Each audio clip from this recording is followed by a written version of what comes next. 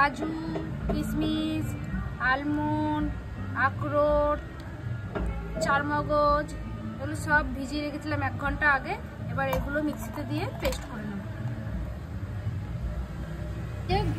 ঘরে পাতা দই, আপনারা চাইলে কিনেও দিতে পারেন। এই দইটা এবার দিয়ে দেবো।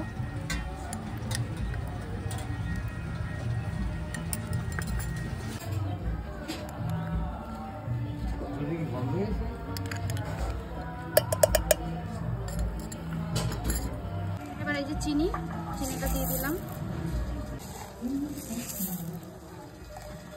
এর মধ্যে আমি 2টো এলাচ ফাটিয়ে দিয়ে দিলাম। আপনারা চাইলে এলাচের গুঁড়োও ইউজ করতে পারেন। সব কিছু পেস্ট করে নেব। এই যে পেস্ট করে হয়ে গেছে। এবার আমরা এটা একটা ছাঁকনির সাহায্যে ছেঁকে নেব।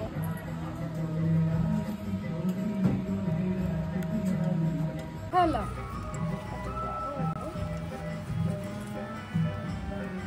এই যে আমরা এটা ছেঁকে নিয়েছি। ছাঁকার পরে এবার আমরা এটাকে আরেকবার পেস্ট করে নেব।